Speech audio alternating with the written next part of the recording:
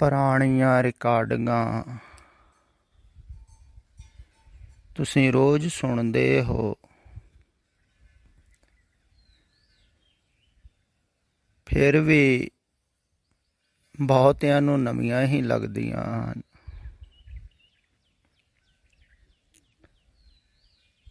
ਭਾਵੇਂ ਪਿੱਛੇ ਸੁਣੀਆਂ ਵੀ ਹੋਣ, ਫਿਰ ਵੀ ਭੁੱਲ ਜਾਂਦਾ ਹੈ। ਪਰ ਕਦੇ ਕਦੇ ਖਿਆਲ ਹੁੰਦਾ ਹੈ ਕਿ ਤੁਹਾਨੂੰ ਅਗਲੀ ਗੱਲ ਵੀ ਦੱਸੀ ਜਾਵੇ।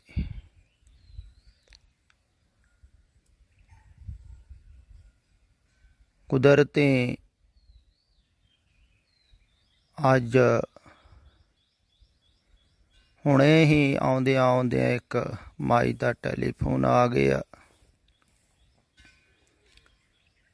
ਜਿਹਨੇ ਪੁੱਛਿਆ ਕਿ ਨਿਸ਼ਚੈ ਪਹਿਲਾਂ ਹੋਵੇਗਾ ਜਾਂ ਸਮਰਪਣ ਪਹਿਲਾਂ ਹੋਵੇਗਾ। ਦੇਖੋ, ਖਿਆਲ ਹੋਇਆ ਤੁਹਾਨੂੰ ਕੁਛ ਦੱਸਣ ਦਾ, ਉਧਰੋਂ ਸਵਾਲ ਵੀ ਆ ਗਿਆ। ਅਗਰ ਨਾ ਵੀ ਪੁੱਛਦੀ ਮਾਈ ਸਵਾਲ, ਤਾਂ ਵੀ ਉਹਨੂੰ ਜਵਾਬ ਤੇ ਮਿਲ ਹੀ ਜਾਣਾ ਸੀ। ਚਲੋ ਫਿਰ ਵੀ ਉਹਨੇ ਪੁੱਛਿਆ ਹੈ, ਇਹਦੇ ਦੁਆਰਾ ਸਾਰਿਆਂ ਨੂੰ ਹੀ ਲਾਭ ਹੋਵੇਗਾ। ਖਿਆਲ ਵਿੱਚ ਲਓ, ਪਹਿਲਾ ਨਿਸ਼ਚੈ ਹੋਵੇਗਾ। ਅਗਰ ਕਿਸੇ ਨੂੰ ਨਿਸ਼ਚੈ ਨਹੀਂ ਹੈ, ਉਹਨੂੰ ਸ਼ਰਧਾ ਪੈਦਾ ਨਹੀਂ ਹੋਵੇਗੀ। ਸ਼ਰਧਾ ਨਹੀਂ ਹੋਵੇਗੀ ਤਾਂ ਸਮਰਪਣ ਕਿਵੇਂ ਹੋਵੇਗਾ?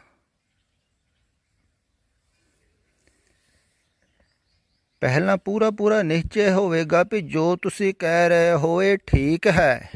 ਸਤ ਬਚਨ ਸਾਧੂ ਉਪਦੇਸ਼,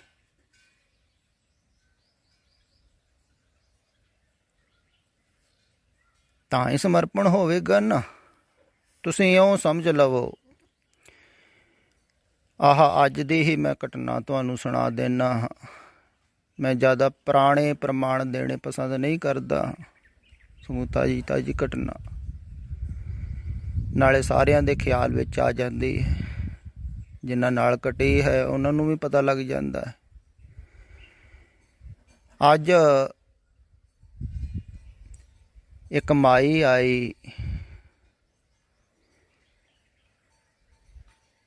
ਤੇ ਮੈਂ ਉਹਨੂੰ ਪੁੱਛਿਆ ਕਿ ਤੂੰ ਸਭ ਕੁਛ ਭੁਲਾਉਣ ਨੂੰ ਤਿਆਰ ਹੈ?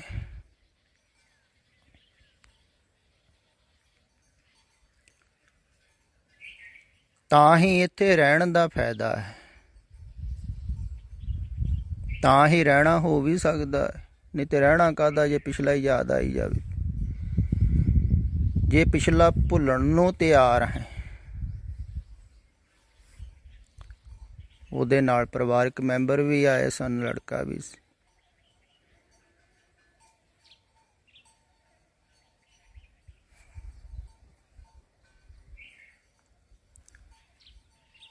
ਤੇ ਤੁਸੀਂ ਦੇਖੋ ਫਰਕ, ਥੋੜ੍ਹਾ ਜਿਹਾ ਖਿਆਲ ਕਰੋ।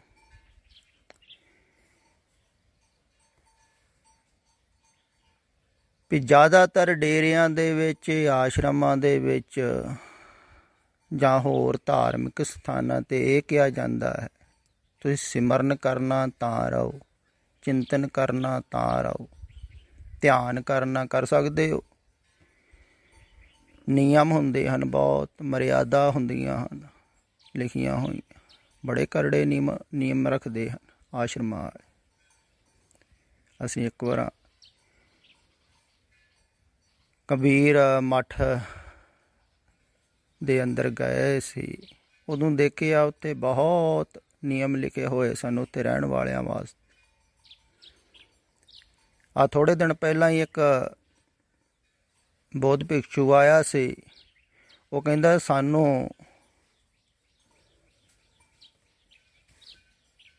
165 ਨਿਯਮ ਦੱਸੇ ਜਾਂਦੇ ਹਨ। ਮੈਂ ਕਿਹਾ ਇਹਨੇ ਤੇ ਯਾਦ ਕਰਨੇ ਵੀ ਕਠਿਨ। ਫਿਰ ਜਿੰਨੇ ਨਿਯਮ ਜ਼ਿਆਦਾ ਹੋਣਗੇ ਉਹਨਾਂ ਨੂੰ ਤੋੜਨ ਦੇ ਰਸਤੇ ਵੀ ਜ਼ਿਆਦਾ ਹੁੰਦੇ ਹਨ ਉਹਨਾਂ ਦੇ ਵਿੱਚ। ਤੇ ਜਿਹੜੇ ਧਾਰਮਿਕ ਲੋਕ ਉਹ ਤੋੜ ਵੀ ਲੈਂਦੇ ਹਨ, ਕੋਈ ਨਾ ਕੋਈ ਰਸਤਾ ਕੱਢ ਲੈਂਦਾ ਨਾ ਮਨ ਬਚਣ ਦਾ, ਜਿਵੇਂ ਮੈਂ ਕਿਹਾ ਸੀ ਪਿੱਛੇ। ਤੇ ਧਾਰਮਿਕ ਲੋਕ ਭਾਵੇਂ ਨਿਯਮ ਜਿੰਨੇ ਮਰਜ਼ੀ ਕਠੋਰ ਕਰੀ ਜਾਣ, ਤਾਂ ਹੀ ਨਿਯਮਾਂ ਦੇ ਵਿੱਚੋਂ ਬਚਣ ਦਾ ਰਸਤਾ ਵੀ ਅੱਗੇ ਲੱਭ ਲੈਂਦੇ ਹਨ। ਜਿਵੇਂ ਸਰਕਾਰ ਦੇ ਕਾਨੂੰਨਾਂ ਦੇ ਵਿੱਚੋਂ ਬਚਣ ਦਾ ਰਸਤਾ ਲੱਭਦੇ ਹਨ ਲੋਕ, ਇੱਦਾਂ ਹੀ ਧਾਰਮਿਕ ਲੋਕ ਨਿਯਮ ਬਹੁਤ ਦੱਸੇ ਜਾਂਦੇ ਹਨ। ਤੇ ਕਿਹਾ ਜਾਂਦਾ ਹੈ ਵੀ ਇਸ ਢੰਗ ਦੇ ਨਾਲ, ਇਸ ਮਰਿਆਦਾ ਦੇ ਅੰਦਰ ਰਹਿਣਾ ਤੇ ਸਾਧਨਾ ਕਰਨੀ, ਧਿਆਨ ਕਰਨਾ, ਪਰਮਾਤਮਾ ਨੂੰ ਯਾਦ ਕਰਨਾ। ਪਰ ਮੈਂ ਇੱਥੇ ਉਲਟੀ ਹੀ ਗੱਲ ਕਹਿ ਰਿਹਾ। ਮੈਂ ਕਹਿੰਦਾ ਹਾਂ ਵੀ ਅਗਰ ਤੁਸੀਂ ਭੁਲਾਉਣਾ ਹੈ, ਭੁਲਾਉਣ ਨੂੰ ਤਿਆਰ ਹੋ ਤਾਂ ਆਓ ਰਹੋ ਜੀ ਸਦਕੇ। ਉਹ ਕਹਿੰਦੀ ਹਾਂ ਮੈਂ ਭੁਲਾਉਣ ਨੂੰ ਤਿਆਰ ਹਾਂ। ਹੁਣ ਜਿਹੜਾ ਭੁਲਾਉਣ ਨੂੰ ਤਿਆਰ ਹੋ ਗਿਆ ਪਿੱਛੇ ਨੂੰ, ਉਹਨੂੰ ਕਿੰਨਾ ਸੁਖਾਲਾ ਹੋਵੇਗਾ ਸਹਿਜ ਤੇ ਸ਼ਾਂਤ ਹੋਣਾ। ਤੁਸੀਂ ਖਿਆਲ ਕਰੋ, ਇਹ ਮਾਰਗ ਨੂੰ ਥੋੜ੍ਹਾ ਜਿਹਾ ਖਿਆਲ ਵਿੱਚ ਲਓ।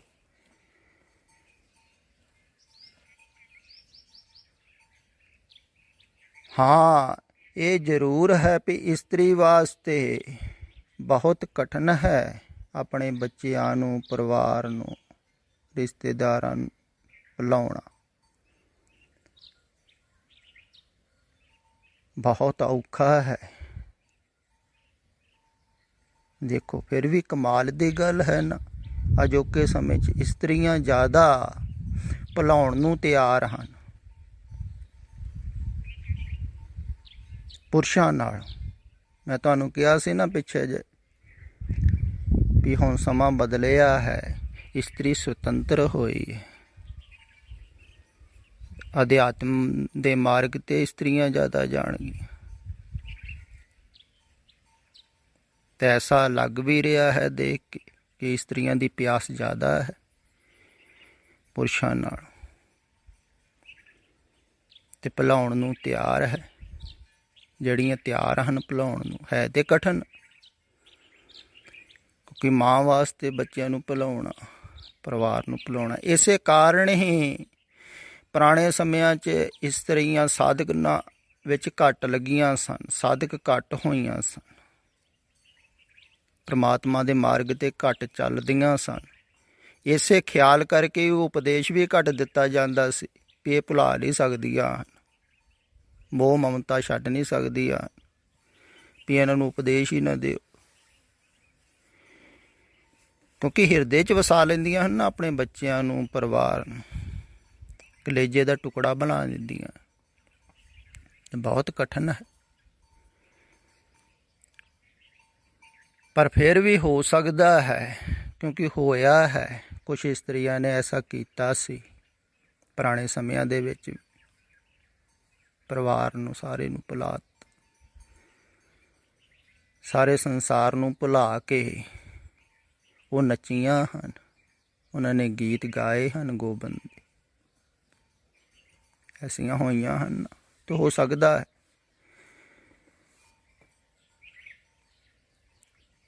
ਭੁਲਾਉਣ ਨੂੰ ਤਿਆਰ ਹੋ। ਫਿਰ ਅਗਰ ਕੋਈ ਭੁਲਾਉਣ ਨੂੰ ਤਿਆਰ ਹੈ ਉਹ ਰਵੇਗਾ ਤਾਂ ਉਹਨੂੰ ਕਿੰਨਾ ਸੁਖਾਲਾ ਹੋ ਜਾਵੇਗਾ ਇੱਥੇ ਰਹਿਣਾ, ਤੁਸੀਂ ਆਪ ਸੋਚੋ।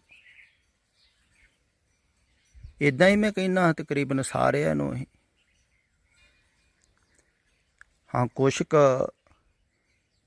ਅਜੇ ਨਹੀਂ ਭੁਲਾ ਪਾ ਰਹੇ ਹਨ, ਇੱਕਦਮ ਨਹੀਂ ਭੁਲਾ ਸਕਦੇ ਹਨ, ਕਿਉਂਕਿ ਵਕਤ ਲੱਗੇਗਾ, ਸਮਾਂ ਲੱਗੇਗਾ। ਤੇ ਜ਼ਿਆਦਾ ਤੇ ਟੈਲੀਫੋਨ ਜੋੜਦਾ ਹੈ ਪਿਛਲਿਆਂ ਨਾਲ। ਪੁਰਾਣੇ ਸਮੇਂ 'ਚ ਹੁੰਦਾ ਸੀ ਨਾ ਵੀ ਦੂਰ ਚਲੇ ਜਾਂਦਾ ਕੋਈ ਤੇ ਜੋੜ ਖਤਮ ਹੋ ਜਾਂਦਾ। ਅਜੋਕੇ ਸਮੇਂ 'ਚ ਦੂਰ ਜਾ ਕੇ ਵੀ ਜੋੜ ਬਣਿਆ ਰਹਿੰਦਾ ਹੈ ਟੈਲੀਫੋਨ ਦੁਆਰਾ। ਵੀ ਟੈਲੀਫੋਨ ਅਗਰ ਕੋਈ ਘੱਟ ਵਰਤਦਾ ਤਾਂ ਉਹਨਾਂ ਹੀ ਜੋੜ ਘੱਟਦਾ ਹੈ।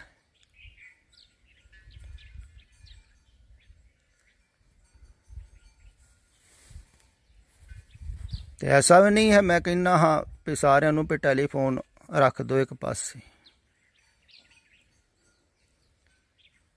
ਕੁਛ ਵਰਤ ਰਹੇ ਹਨ ਇੱਥੇ ਰਹਿਣ ਵਾਲੇ ਵੀ, ਕਿਉਂਕਿ ਪੂਰਾ ਜੋੜ ਅਜੇ ਟੁੱਟਾ ਨਹੀਂ ਹੈ, ਹੌਲੀ ਹੌਲੀ ਟੁੱਟੇਗਾ ਨਾ, ਸਮਾਂ ਲੱਗੇਗਾ।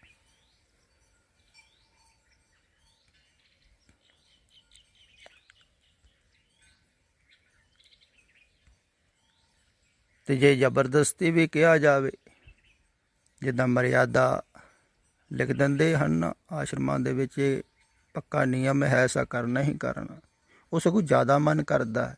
ਜੇ ਜ਼ਬਰਦਸਤੀ ਕਿਸੇ ਦਾ ਟੈਲੀਫੋਨ ਛਡਾਓ ਉਹ ਤਾਂ ਜ਼ਿਆਦਾ ਮਨ ਕਰੇਗਾ, ਫਿਰ ਮਨ 'ਚ ਰਹਿ ਜਾਵੇਗਾ। ਨਹੀਂ, ਇਹ ਆਪਣੇ ਆਪ ਹੀ ਹੋਵੇ। ਇਸੇ ਕਰਕੇ ਮੈਂ ਕੋਈ ਨਿਯਮ ਨਹੀਂ ਦਿੰਦਾ ਹਾਂ, ਪੱਕੀ ਪਾਬੰਦੀ ਨਹੀਂ ਲਾਉਂਦਾ, ਪਰ ਦੱਸਦਾ ਜ਼ਰੂਰ ਹਾਂ ਵੀ ਇਹਦੇ ਦੁਆਰਾ ਤੁਹਾਡੀ ਬਿਰਤੀ ਬਾਹਰ ਜਾਂਦੀ, ਟੈਲੀਫੋਨ ਨਾਲ ਜਾਏਗੀ। ਜਿੰਨਾ ਘੱਟ ਵਰਤੋਗੇ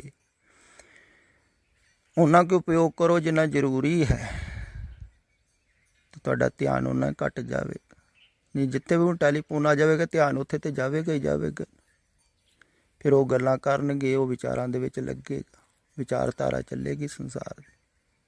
ਤੇ ਜਿੰਨਾ ਘੱਟ ਵਰਤੋਗੇ, ਜਿੰਨਾ ਘੱਟ ਬੋਲੋਗੇ, ਬੋਲੋਗੇ ਇੱਕ ਦੂਸਰੇ ਨਾਲ ਤੇ ਫਿਰ ਵੀ ਵਿਚਾਰ ਚੱਲਣਗੇ, ਇੱਕ ਦੂਸਰੇ ਬਾਰੇ ਚੱਲਣਗੇ। ਜੇ ਇੱਕ ਦੂਸਰੇ ਦੇ ਪਰਿਵਾਰਕ ਮੈਂਬਰਾਂ ਦੀਆਂ ਗੱਲਾਂ ਕੀਤੀਆਂ ਤੇ ਧਿਆਨ ਉਹਨਾਂ ਵਿੱਚ ਜਾਵੇਗਾ, ਇੱਕ ਦੂਸਰੇ ਨੂੰ ਤੁਸੀਂ ਯਾਦ ਦਿਵਾਓਗੇ। ਮੈਂ ਐਸਾ ਵੀ ਕਿਹਾ ਸੀ ਇਸ ਮਾਈ ਨੂੰ, ਕਿਉਂਕਿ ਇਹਦੀ ਇੱਕ ਸਹੇਲੀ ਉਸੇ ਹੀ ਸ਼ਹਿਰੋਂ ਇੱਥੇ ਰਹਿੰਦੀ ਹੈ। ਮੈਂ ਕਿਹਾ ਸੀ ਵੀ ਤੂੰ ਭੁਲਾਉਣਾ ਹੀ ਹੈ ਆਪਣਿਆਂ ਨੂੰ, ਕਿ ਇਹਦਿਆਂ ਨੂੰ ਯਾਦ ਦਿਵਾਉਣਾ ਹੀ। ਜਿਹੜੀ ਤੇਰੀ ਸਹੇਲੀ ਕਹਿੰਦੀ ਨਹੀਂ, ਇਹਨੂੰ ਮੈਂ ਯਾਦ ਨਹੀਂ ਦਿਵਾਉਣਾ, ਮੈਂ ਭੁਲਾਉਣਾ ਹੀ। ਫਿਰ ਮੈਂ ਕਿਹਾ ਤੁਸੀਂ ਬੋਲਿਓ ਨਾ ਆਪਸ ਦੇ ਵਿੱਚ, ਕਿਉਂਕਿ ਬੋਲੋਗੀਆਂ ਤੇ ਇੱਕ ਦੂਸਰੇ ਨੂੰ ਯਾਦ ਦਿਵਾਓਗੇ। ਪਰ ਐਸਾ ਆਸ਼ਰਮਾਂ ਦੇ ਵਿੱਚ ਨਹੀਂ ਹੋਵੇਗਾ। ਦੇਖੋ ਧਾਰਮਿਕ ਸਥਾਨਾਂ 'ਤੇ ਕੀ ਹੋ ਰਿਹਾ ਹੈ, ਤੁਸੀਂ ਖਿਆਲ ਕਰੋ। ਉੱਥੇ ਕੋਈ ਨਹੀਂ ਕਹਿ ਰਿਹਾ ਹੈ ਵੀ ਤੁਸੀਂ ਸੰਸਾਰ ਵੱਲੋਂ ਬਿਰਤੀ ਹਟਾਉਣੀ ਹੈ, ਸਿਰਫ ਧਿਆਨ ਕਰੋ। ਤੇ ਜਿੰਨਾ ਚਿਰ ਤੁਸੀਂ ਧਿਆਨ ਕਰਦੇ ਹੋ ਉਹਨਾਂ ਚਿਰ ਧਿਆਨ ਕਰਨ ਬਾਰੇ ਬੜਾ ਅਟੈਂਡ ਕਰਦੇ ਹਨ, ਤਰੀਕੇ ਦੱਸਦੇ ਹਨ, ਵਿਧੀਆਂ ਦੱਸਦੇ ਹਨ। ਤੋਂ ਉਸ ਤੋਂ ਬਾਅਦ ਇੱਕਦਮ ਉਹ ਸੰਸਾਰ ਦੇ ਵਿੱਚ ਮਨ ਚਲੇ ਜਾਂਦਾ ਹੈ, ਟੈਲੀਫੋਨਾਂ 'ਤੇ ਲੱਗੇ ਹੋਏ ਹਨ, ਇੱਕਦਮ ਭੱਜਦਾ ਹੈ ਨਾ ਸੰਸਾਰ ਵਿੱਚ। ਬਲਕਿ ਧਿਆਨ ਕਰਦੇ ਸਮੇਂ ਵੀ ਕਿੱਥੇ ਹੁੰਦਾ, ਚੱਲ ਫਿਰ ਵੀ ਸੰਸਾਰ ਹੀ ਰਿਹਾ ਹੁੰਦਾ। ਤਾਂ ਸੰਸਾਰ ਤੋਂ ਕੋਈ ਨਹੀਂ ਹਟਾਉਂਦਾ ਵੀ ਸੰਸਾਰ ਤੋਂ ਬਿਰਤੀ ਹਟਾਉਣੀ ਹੈ। ਕਹਿੰਦੇ ਨੇ ਪਰਮਾਤਮਾ ਨੂੰ ਪਾਉਣਾ, ਪਰਮਾਤਮਾ ਨੂੰ ਨਹੀਂ ਪਾਉਣਾ ਹੈ, ਪਰਮਾਤਮਾ ਪਾਇਆ ਹੀ ਹੋਇਆ ਹੈ। ਪਰਮਾਤਮਾ ਤੁਹਾਡੇ ਅੰਦਰ ਹੈ। ਤੁਹਾਡੀ ਸੁਰਤ ਬਾਹਰ ਲੱਗ ਗਈ ਸੰਸਾਰ ਨਾਲ, ਝੂਠ ਨਾਲ ਤੁਹਾਡੀ ਬਿਰਤੀ ਲੱਗ ਗਈ, ਅਨੇਕਤਾ ਦੇ ਨਾਲ ਜੁੜ ਗਈ ਬਿਰਤੀ ਤੁਹਾਡੀ। ਤੇ ਅਨੇਕਤਾ ਵੱਲੋਂ ਹਟਾਉਣਾ ਤੇ ਇੱਕ ਵੱਲ ਆਉਣਾ ਹੈ। ਸੰਸਾਰ ਅਨੇਕ ਹੈ, ਪਰਮਾਤਮਾ ਇੱਕ ਹੈ। ਤੇ ਸੁਰਤ ਹਟਾਉਣੀ ਹੈ ਨਾ, ਧਿਆਨ ਹਟਾਉਣਾ ਹੈ ਬਾਹਰ ਸੰਸਾਰ ਵੱਲੋਂ, ਤੇ ਇਹ ਕੋਈ ਦੱਸਦਾ ਹੀ ਨਹੀਂ। ਨਾਮ ਜਪੋ, ਧਿਆਨ ਕਰੋ, ਪਤਾ ਨਹੀਂ ਕਿੰਨਾ ਕਿੰਨਾ ਕੁਛ ਕਰਵਾ ਰਹੇ ਹਨ। ਤੇ ਉਹ ਕਰਨ ਦੁਆਰਾ ਬਾਹਰੋਂ ਥੋੜ੍ਹੀ ਟੁੱਟਦੀ ਨਹੀਂ, ਬਾਹਰੋਂ ਪਹਿਲਾਂ ਤੋੜਨ ਵਾਸਤੇ ਤਿਆਰ ਹੋਵੇ ਕੋਈ। ਧਿਆਨ ਹਟਾਉਣਾ ਹੈ। ਫਿਰ ਖਿਆਲ ਵਿੱਚ ਇਹ ਰੱਖਣ ਯੋਗ ਹੈ ਵੀ ਸੰਸਾਰ ਵਿੱਚੋਂ ਅਗਰ ਤੁਸੀਂ ਧਿਆਨ ਹਟਾ ਲਵੋ ਤੇ ਸੰਸਾਰ ਤੁਹਾਡੇ ਵਾਸਤੇ ਨਹੀਂ ਰਹਿ ਜਾਵੇਗਾ। ਇਸ ਕਰਕੇ ਕਈ ਲੋਕ ਡਰਦੇ ਵੀ ਹਨ। ਇਉਂ ਸੋਚ ਲਵੋ ਕਿਸੇ ਦੀ ਸਿਮਰਤੀ ਫੇਲ ਹੋਣ ਲੱਗੀ ਹੈ, ਕਈਆਂ ਦੀ ਹੁੰਦੀ ਹੈ ਨਾ, ਘਟਦੀ ਹੈ ਜ਼ਿਆਦਾ ਬਜ਼ੁਰਗਾਂ ਦੀ, ਬਜ਼ੁਰਗ ਡਰਦੇ ਆ, ਸਿਮਰਤੀ ਘਟਦੀ ਹੈ, ਆਪਣੇ ਭੁੱਲੀ ਜਾਂਦੇ ਆ। ਤੁਹਾਨੂੰ ਬੜਾ ਡਰ ਲੱਗਦਾ ਵੀ ਜੇ ਆਪਣੇ ਸਾਰੇ ਹੀ ਭੁੱਲ ਗਏ ਤੇ ਫਿਰ ਤੇ ਆਪਣਾ ਕੋਈ ਵੀ ਨਾ ਰਿਹਾ। ਆਪਣਿਆਂ ਨੂੰ ਯਾਦ ਕਰਦੇ ਹੋ ਹਮੇਸ਼ਾ, ਤੁਸੀਂ ਯਾਦ ਰੱਖਦੇ ਹੋ ਤਾਂ ਤੁਹਾਡੇ ਆਪਣੇ ਹਨ। ਤੁਸੀਂ ਫੀਡ ਕਰਦੇ ਹੋ ਰੋਜ਼ ਰੋਜ਼, ਇੱਕ ਦੂਸਰੇ ਨੂੰ ਚੇਤਾ ਵੀ ਦਿਵਾਉਂਦੇ ਰਹਿੰਦੇ ਹੋ, ਯਾਦ ਰੱਖੀ ਮੈਨੂੰ, ਯਾਦ ਦਿਵਾਉਂਦੇ ਵੀ ਰਹਿੰਦੇ ਹੋ, ਖਿਆਲ ਵਿੱਚ ਰੱਖਦੇ ਤਾਂ ਯਾਦ ਰਹਿੰਦੇ। ਅਤੇ ਜਦੋਂ ਭੁੱਲਦੇ ਹਨ ਨਾ, ਬਹੁਤ ਦੁੱਖ ਹੁੰਦਾ ਹੈ। ਬਹੁਤ ਬਜ਼ੁਰਗ ਦੁਖੀ ਹੁੰਦੇ ਹਨ, ਇਸੇ ਕਾਰਨ ਸਿਮਰਤੀ ਕਮਜ਼ੋਰ ਹੋ ਜਾਂਦੀ ਹੈ, ਭੁੱਲਣਾ ਸ਼ੁਰੂ ਹੋ ਜਾਂਦਾ, ਚਿੜਚਿੜੇ ਹੋ ਜਾਂਦੇ ਹਨ ਬਜ਼ੁਰਗ, ਪਰੇਸ਼ਾਨ ਹੁੰਦੇ ਆ। ਅਤੇ ਕਈਆਂ ਦੇ ਤਾਂ ਮਰਨ ਤੋਂ ਪਹਿਲਾਂ ਟੋਟਲੀ ਹੀ ਸਿਮਰਤੀ ਜਾਂਦੀ ਲੱਗਦੀ, ਉਹਨਾਂ ਨੂੰ ਪਤਾ ਹੀ ਨਹੀਂ ਲੱਗਦਾ ਕੌਣ ਕੌਣ। ਅਤੇ ਆਦਮੀ ਡਰਦਾ ਹੈ, ਸੰਸਾਰ ਭੁੱਲਦਾ ਹੈ, ਪਰ ਸਿਮਰਤੀ ਪੂਰੀ ਭੁੱਲਣ ਨਾਲ ਵੀ ਉਹਨਾਂ ਨੂੰ ਅੰਦਰਲਾ ਚੇਤਾ ਨਹੀਂ ਆਉਂਦਾ ਹੈ, ਕਿਉਂਕਿ ਅੰਦਰਲਾ ਚੇਤਾ ਉਹਨਾਂ ਨੇ ਕਦੇ ਕੀਤਾ ਹੀ ਨਹੀਂ। ਇਸ ਕਰਕੇ ਕੁਛ ਨਾ ਕੁਛ ਸਿਮਰਤੀ ਰਹਿ ਜਾਂਦੀ ਹੈ, ਖਿਆਲ ਵਿੱਚ ਕੋਈ ਨਾ ਕੋਈ ਭਾਵ ਰਹਿ ਜਾਂਦਾ, ਤਾਂ ਉਸ ਭਾਵ ਦੇ ਵਿੱਚ ਮਰ ਜਾਂਦੇ ਹੈ। ਅਗਲੇ ਜਨਮ ਦੇ ਵਿੱਚ ਉਸ ਭਾਵ ਦੇ ਵਿੱਚ ਫਿਰ ਜਨਮ ਆ ਜਾਂਦਾ।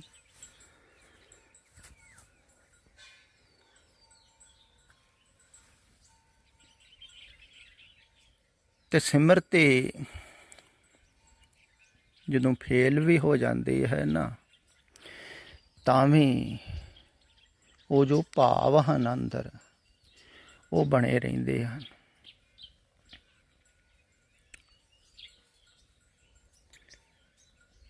ਅਤੇ ਜੀਂਦੇ ਜੀ ਇਸੇ ਕਾਰਨ ਹੀ ਆਦਮੀ ਭੁੱਲਣਾ ਨਹੀਂ ਚਾਹੁੰਦਾ ਹੈ। ਭੁੱਲ ਗਿਆ ਤਾਂ ਸੰਸਾਰ ਨਹੀਂ ਹੈ।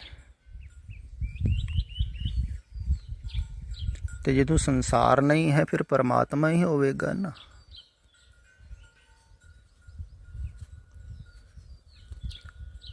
ਮੈਂ ਗੱਲ ਉਲਟੇ ਪਾਸੇ ਤੂੰ ਕਹਿ ਰਿਹਾ ਹਾਂ, ਅਤੇ ਬਹੁਤ ਹੀ ਸਹਿਜ ਹੋਵੇਗੀ। ਅਗਰ ਬਾਹਰੋਂ ਕੋਈ ਪਰਿਵਾਰਕ ਮੈਂਬਰ ਚੇਤੇ ਨਹੀਂ ਆ ਰਿਹਾ ਹੈ, ਇੱਥੇ ਰਹਿਣ ਵਾਲੇ ਨੂੰ, ਅਤੇ ਇਸ ਸਥਾਨ 'ਤੇ ਰਹਿ ਰਿਹਾ ਹੈ, ਤਾਂ ਉਹਨੂੰ ਰਹਿਣਾ ਬੜਾ ਸੁਖਾਲਾ ਹੋ ਜਾਂਦਾ ਹੈ। ਮੈਂ ਦੇਖਿਆ, ਉਹਨੂੰ ਚੰਗਾ ਲੱਗਦਾ ਹੈ, ਅਤੇ ਜੋ ਕੁਛ ਵੀ ਉਹ ਕਰ ਰਿਹਾ, ਕਰਨ ਦੇ ਵਿੱਚ ਵੀ ਉਹਨੂੰ ਮਜ਼ਾ ਆਉਂਦਾ ਹੈ।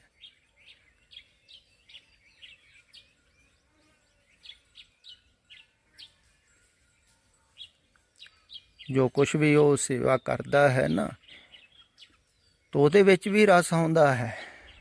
ਕਿਉਂ ਆਉਂਦਾ ਹੈ? ਵੈਸੇ ਹੀ ਆਉਂਦਾ ਹੈ ਜੈਸੇ ਛੋਟੇ ਬੱਚੇ ਨੂੰ ਆਉਂਦਾ। ਛੋਟਾ ਬੱਚਾ ਖੇਡ ਖਿਡੌਣਿਆਂ ਨਾਲ ਖੇਡਦਾ ਹੈ, ਉਹਨੂੰ ਬੜਾ ਮਜ਼ਾ ਆਉਂਦਾ ਹੈ। ਇਸ ਕਰਕੇ ਉਹ ਰੋਟੀ ਖਾਣਾ ਪੀਣਾ ਵੀ ਭੁੱਲ ਜਾਂਦਾ, ਲਗਨ ਲੱਗ ਜਾਂਦੀ, ਕਿਉਂਕਿ ਉਹ ਧਿਆਨਪੂਰਵਕ ਖੇਡ ਰਿਹਾ ਹੈ। ਧਿਆਨ ਸਾਰਾ ਹੀ ਖੇਡਣ ਵਿੱਚ ਲਾ ਦਿੱਤਾ ਉਹਨੇ, ਅਤੇ ਇਸ ਕਰਕੇ ਉਹਨਾਂ ਨੂੰ ਮਜ਼ਾ ਆਉਂਦਾ ਹੈ। ਬੱਚੇ ਇਸ ਕਰਕੇ ਖੇਡ ਛੱਡਦੇ ਨਹੀਂ, ਧਿਆਨ ਲੱਗ ਜਾਂਦਾ ਹੈ ਨਾ। ਇੱਦਾਂ ਹੀ ਹੁਣ ਜਿਹਦਾ ਸੇਵਾ ਵਿੱਚ ਧਿਆਨ ਲੱਗ ਗਿਆ, ਹੁਣ ਕੋਈ ਬੱਚੇ ਯਾਦ ਨਹੀਂ ਆਉਂਦੇ, ਪਰਿਵਾਰ ਨਹੀਂ, ਕੋਈ ਮੁਸੀਬਤ ਨਹੀਂ ਸੰਸਾਰ ਦੀ, ਕੋਈ ਪਰੇਸ਼ਾਨੀ ਨਹੀਂ, ਕੋਈ ਚੇਤੇ ਨਹੀਂ ਆਉਂਦੀ, ਕੋਈ ਖਬਰਾਂ ਨਹੀਂ ਸੁਣਦੇ, ਕੋਈ ਨਿਊਜ਼ ਨਹੀਂ ਦੇਖਦੇ, ਪਰ ਨਿਸ਼ਚਿੰਤਤਾ ਦੇ ਨਾਲ ਉਹਦਾ ਧਿਆਨ ਆਪਣੇ ਆਪ ਹੀ ਲੱਗੀ ਜਾਵੇਗਾ। ਇੱਧਰ ਲੱਗੀ ਜਾਵੇਗਾ ਤਾਂ ਉੱਧਰੋਂ ਛੁੱਟਦਾ ਰਹੇਗਾ। ਧਿਆਨ ਇਕਾਗਰ ਹੁੰਦਾ ਰਹੇਗਾ, ਟਿਕਦਾ ਰਹੇਗਾ, ਆਪਣੇ ਆਪ ਹੀ ਸਹਿਜ ਹੀ ਆਪਣੇ ਵੱਲ ਨੂੰ ਆਉਂਦਾ ਰਹੇਗਾ। ਬਾਹਰੋਂ ਛੁੱਟਦਾ ਰਹੇਗਾ ਅਤੇ ਆਪਣੇ ਆਪ ਹੀ ਅੰਦਰ ਨੂੰ ਆਵੇਗਾ ਨਾ। ਅਤੇ ਹੋਵੇਗਾ ਕਿਵੇਂ? ਇਹ ਨਿਸ਼ਚੈ ਕਰਕੇ ਵੀ ਇਹ ਜੋ ਕਹਿ ਰਹੇ ਹਨ ਠੀਕ ਹੈ, ਸੱਤ ਬਚਨ, ਵੀ ਅਸੀਂ ਝੂਠ ਦੇ ਨਾਲ ਜੁੜ ਗਏ, ਸਾਡੀ ਸੁਰਤ ਝੂਠ ਨਾਲੋਂ ਤੋੜਨੀ ਹੈ, ਤੋੜਨਾ ਹੀ ਪਵੇਗਾ ਸਾਨੂੰ, ਧਿਆਨ ਉੱਧਰੋਂ ਹਟਾਉਣਾ ਹੀ ਪਵੇਗਾ। ਧਿਆਨ ਹੀ ਜੁੜ ਗਿਆ ਹੈ ਨਾ, ਅਤੇ ਹਟਾ ਲਿਆ। ਤੁਸੀਂ ਬਾਹਰਲੇ ਘਰਾਂ ਤੋਂ ਧਿਆਨ ਹਟਾ ਲਿਆ ਅਤੇ ਆਪਣੇ ਨਿੱਜ ਘਰ ਵੱਲ ਨੂੰ ਜਾਓਗੇ ਹੀ ਨਾ। ਹੁਣ ਬਾਹਰ ਕੋਈ ਵੀ ਘਰ ਨਹੀਂ ਹੈ, ਅਤੇ ਆਪਣੇ ਘਰ ਵੱਲ ਆਓਗੇ। ਕਹਿੰਦੇ ਆ 9 ਦਰਵਾਜ਼ਿਆਂ ਤੋਂ ਸੁਰਤ ਹਟਾ ਲਈ, 9 ਦਰਵਾਜ਼ੇ ਠਾਕਰ ਆਏ, 10ਵੇਂ ਨਿਜ ਘਰ ਵਾਸਾ ਪਾਏ। ਅੱਖਾਂ ਥਾਣੀ ਬਾਹਰ ਜਾ ਰਹੀ ਹੈ ਸੁਰਤ, ਕੰਨਾਂ ਥਾਣੀ, ਸਾਰਿਆਂ ਥਾਣੀ ਤੁਸੀਂ ਬਾਹਰ ਦਾ ਖਿਆਲ ਕਰਦੇ ਹੋ। ਬਾਹਰੋਂ ਖਿਆਲ ਹਟਾ ਲਿਆ, ਦਰਵਾਜ਼ੇ ਬੰਦ ਕਰ ਲਏ, ਅੰਦਰ ਬੈਠ ਗਏ,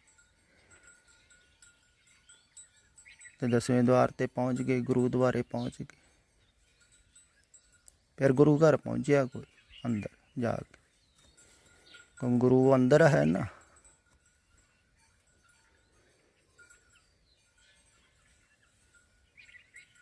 ਤੇ ਉੱਥੇ ਪਹੁੰਚ ਗਿਆ।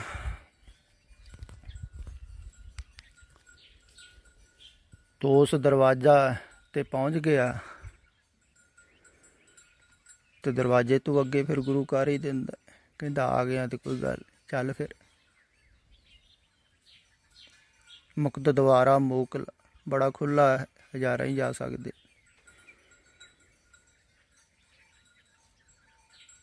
ਤੇ ਬਾਹਰ ਸੰਸਾਰ ਵਿੱਚ ਸੁਰਤ ਫਸ ਗਈ, ਧਿਆਨ ਲੱਗ ਗਿਆ। ਤੇ ਉੱਧਰੋਂ ਧਿਆਨ ਹਟਾਉਣਾ ਹੈ।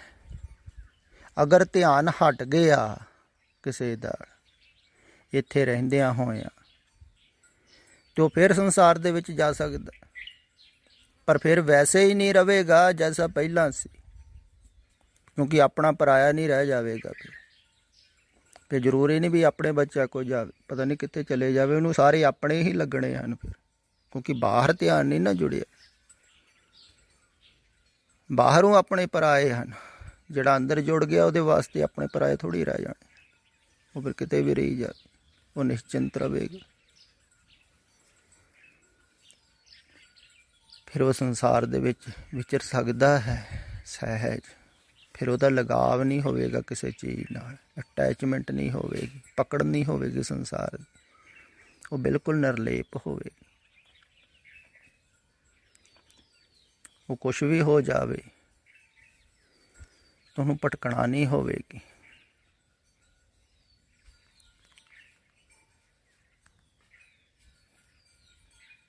ਭਾਵੇਂ ਅੱਗ ਵੀ ਲੱਗ ਜਾਵੇ, ਤੁਹਾਨੂੰ ਆਪਣਾ ਮਾਲਕ ਭੁੱਲੇਗਾ ਨਹੀਂ, ਆਪਣਾ ਪਿਆਰਾ ਭੁੱਲੇਗਾ ਨਹੀਂ।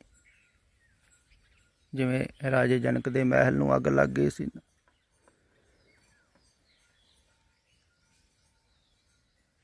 ਤੇ ਕਿਸੇ ਨੇ ਦੱਸਿਆ ਤੁਹਾਡੇ ਮਹਿਲ ਨੂੰ ਅੱਗ ਲੱਗ ਗਈ, ਕਹਿੰਦਾ ਲੱਗੀ ਰਹਿਣ, ਮੈਂ ਵੀ ਦੇਖ ਰਿਹਾ ਲੱਗੀ ਆ। ਤੇ ਲੱਗੀ ਆ ਤੇ ਉਹਦੇ ਬਾਰੇ ਸੋਚ ਕੇ ਕੀ ਹੋਊਗਾ, ਬੁਝਾਉਣ ਵਾਲੇ ਬੁਝਾਉਣਗੇ, ਕਰਨ ਵਾਲੇ ਕਰਨ। ਤੇ ਕਈਆਂ ਨੂੰ ਬਹੁਤ ਛੇਤੀ ਭੁੱਲ ਜਾਂਦਾ ਹੈ। ਐਸਾ ਵੀ ਨਹੀਂ ਹੈ ਵੀ ਇੱਕਦਮ ਭੁੱਲ ਜਾਣਗੇ, ਇਹ ਬਹੁਤ ਲੰਮੀ ਪ੍ਰਕਿਰਿਆ ਹੋਵੇਗੀ, ਆਸਤੇ ਆਸਤੇ ਭੁੱਲਦਾ ਹੈ। ਵਾਰ-ਵਾਰ ਫਸਣਗੇ, ਜਿਹੜੇ ਛੱਡਣਗੇ ਵੀ ਨਾ, ਜਿਹੜੇ ਕਹਿੰਦੇ ਵੀ ਹਨ ਵੀ ਅਸੀਂ ਭੁਲਾਉਣ ਨੂੰ ਤਿਆਰ ਹਾਂ। ਖਿਆਲ ਵਿੱਚ ਰੱਖੋ, ਉਹਨਾਂ ਦਾ ਵੀ ਐਡੀ ਛੇਤੀ ਥੋੜ੍ਹੀ ਭੁੱਲ ਜਾਵੇਗਾ, ਧਿਆਨ ਇੱਕਦਮ ਥੋੜ੍ਹੀ ਹਟ ਜਾਵੇਗਾ। ਬਹੁਤ ਗਹਿਰੀ ਪਕੜ ਹੁੰਦੀ ਹੈ ਸੰਸਾਰ ਦੀ। ਇਹਨੂੰ ਹੀ ਮਾਇਆ ਕਿਹਾ ਹੈ।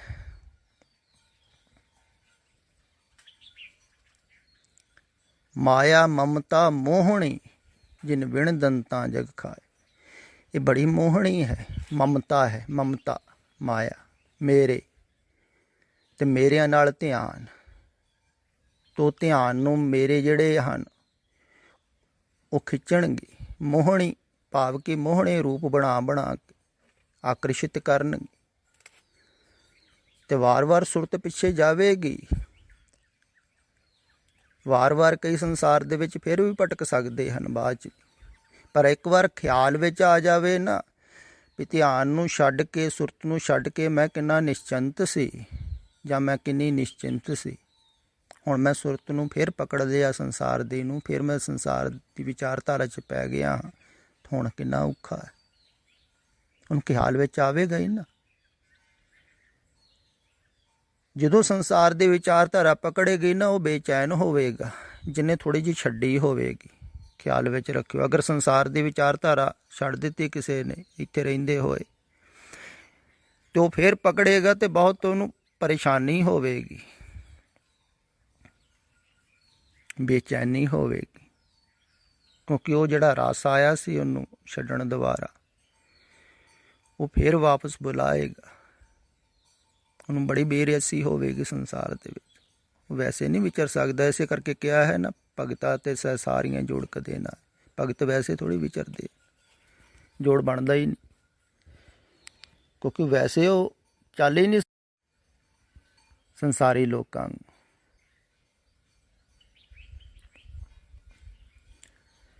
ਤੇ ਇੱਕ ਵਾਰ ਸੰਸਾਰ ਵੱਲੋਂ ਧਿਆਨ ਹਟ ਗਿਆ, ਖਿਆਲ ਹਟ ਗਿਆ, ਜਿੰਨਾ ਜਿੰਨਾ ਹਟਿਆ ਉਹਨਾਂ ਹੀ ਅੰਦਰ ਰਸ ਆਉਂਦਾ ਜਾਣਾ, ਉਹਨਾਂ ਹੀ ਸਰਲ ਹੁੰਦਾ ਜਾਣਾ, ਆਦਮੀ ਨੇ ਸਹਿਜ ਹੁੰਦਾ ਜਾਣਾ, ਸੁਖਾਲਾ ਹੁੰਦਾ ਜਾਣਾ, ਧਿਆਨ ਬਾਹਰੋਂ ਹਟਦਾ ਗਿਆ। ਫਿਰ ਪਿਛਲਾ ਹਟ ਜਾਵੇ, ਫਿਰ ਅਗਲਾ ਹਟ ਜਾਵੇ, ਬਹੁਤ ਪਾਸੇ ਧਿਆਨ ਫੈਲਿਆ ਹੈ, 10 ਦਿਸ਼ਾ ਦੇ ਵਿੱਚ ਕਹਿੰਦੇ ਫੈਲਿਆ।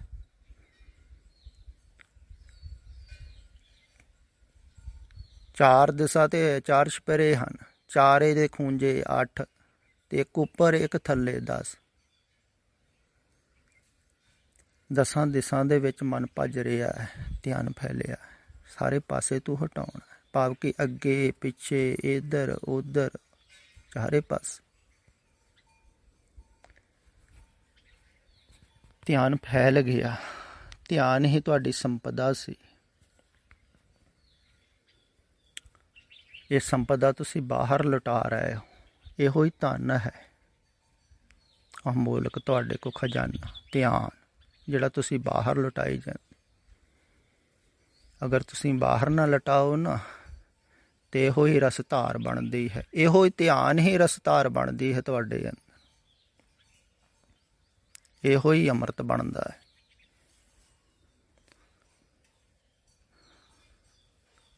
ਆਨੰਦ ਬਣਦਾ ਹੈ। ਧਿਆਨ ਜਿੰਨਾ ਵੀ ਅੰਦਰ ਨੂੰ ਜਾਈ ਗਿਆ, ਉਹਨਾਂ ਏਕਤਾ ਵੱਲ ਨੂੰ ਜਾਈ ਜਾਣਾ, ਇੱਕ ਵੱਲ ਨੂੰ ਜਾਈ ਜਾਣਾ। ਜਿੰਨਾ ਬਾਹਰ ਨੂੰ ਜਾਂਦਾ ਰਿਹਾ, ਉਹਨਾਂ ਫੈਲਦਾ ਜਾਣਾ। ਜਿਵੇਂ ਟਾਰਚ ਦਾ ਪ੍ਰਕਾਸ਼ ਹੈ, ਜਿੰਨਾ ਦੂਰ ਆਪਾਂ ਮਾਰਦੇ ਹਾਂ, ਉਨਾ ਹੀ ਫੈਲਦਾ ਜਾਂਦਾ, ਘੱਟ ਹੁੰਦਾ ਜਾਂਦਾ। ਇੱਦਾਂ ਤੁਹਾਡਾ ਧਿਆਨ, ਤੇ ਜੇ ਅੰਦਰ ਹੀ ਅੰਦਰ ਹੈ, ਕਿਸੇ ਵੀ ਨਹੀਂ ਫੈਲ ਰਿਹਾ, ਤਾਂ ਕਿੰਨਾ ਨਾ ਪ੍ਰਕਾਸ਼ ਹੋਵੇਗਾ। ਅੰਦਰ ਹੀ ਅੰਦਰ ਜੋਤ ਜਗ ਰਹੀ, ਤੇ ਅੰਦਰ ਜੋਤ ਦੇ ਕੋਲ ਬੈਠਾ ਹੋਇਆ ਪ੍ਰਕਾਸ਼ਿਤ, ਉਹਨੂੰ ਪ੍ਰਕਾਸ਼ ਕਿਹਾ। ਬਹੁਤ ਪ੍ਰਕਾਸ਼, ਕਹਿੰਦੇ ਨੇ ਕੋਟ ਸੂਰਜ ਜਿਹਾ। ਪਰ ਬਾਹਰ ਜਦੋਂ ਫੈਲਦਾ ਹੈ, ਉਦੋਂ ਬਹੁਤ ਥੋੜ੍ਹਾ ਰਹਿ ਜਾਂਦਾ। ਤੇ ਬਾਹਰ ਲੁਟਾ ਰਹੇ ਹੋ ਤੁਸੀਂ ਧਿਆਨ, ਕੂੜ ਦੇ ਵਿੱਚ ਲੁਟਾ ਰਹੇ, ਝੂਠ ਦੇ ਵਿੱਚ, ਝੂਠ ਨੂੰ ਸੋਚ ਸੋਚ ਕੇ ਬਾਹਰ ਆਪਣਾ ਜੀਵਨ ਵਿਅਰਥ ਗਵਾ ਰਿਹਾ। ਕੌਡੀਆਂ ਬਦਲੇ ਗਵਾ ਰਹੇ ਹੋ ਨਾ, ਕੌਡੀ ਬਦਲੇ ਜਨਮ ਗਵਾਇਆ, ਮਾਇਆ ਪਰਮ ਭੁਲਾਏ। ਧਨ ਜੋਬਨ ਕਾ ਗਰਭ ਨ ਕੀਜੈ, ਕਾਗਜ਼ ਜਿਉਂ ਗਲ ਜਾਏ, ਜੋ ਜਮ ਆਏ ਕੇਸ ਗਹਿ ਪਟਕੇ, ਤਉ ਦਿਨ ਕਿਛ ਨ ਵਸਾਏ। ਸਿਮਰਨ ਭਜਨ ਦਇਆ ਨੇ ਕੀਨੀ, ਤਉ ਮੁਖ ਝੂਟਾ ਖਾਏ।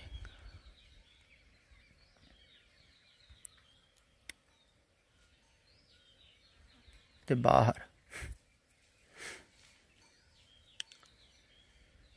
ਬਾਹਰ ਝੂਟਾਂ ਖਾਏਗਾ।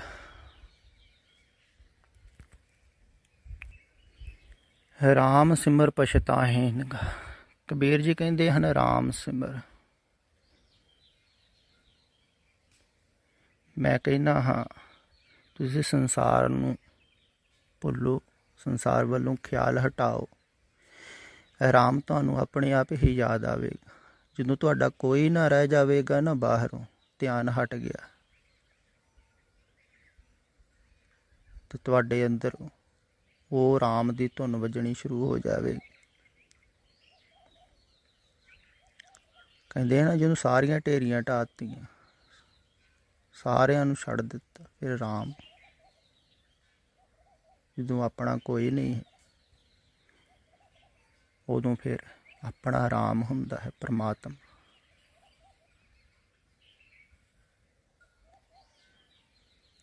ਜਿਨ੍ਹਾਂ ਨੇ ਆਪਣਾ ਕਰਕੇ ਜਾਣ ਲਿਆ, ਉਹਨਾਂ ਦਾ ਸਹਿਜ ਹੀ ਮਨ ਕੇ, ਜਬ ਮੋਹੇ ਰਾਮ ਆਪਣਾ ਕਰ ਜਾਣੇ, ਸਹਿਜ ਸਮਾਏ ਮੇਰਾ ਮਨ। ਪਹਿਲਾਂ ਆਪਣੇ ਜਾਣੇ ਸੀ, ਪਰਿਵਾਰ ਦੇ ਮੈਂਬਰ, ਘਰ ਦੇ ਰਿਸ਼ਤੇਦਾਰ, ਸੰਸਾਰ। ਹੁਣ ਤੇ ਉਹ ਆਪਣੇ ਹੈ ਹੀ ਨਹੀਂ, ਉਹ ਤੇ ਬੰਧਨ ਸੀ।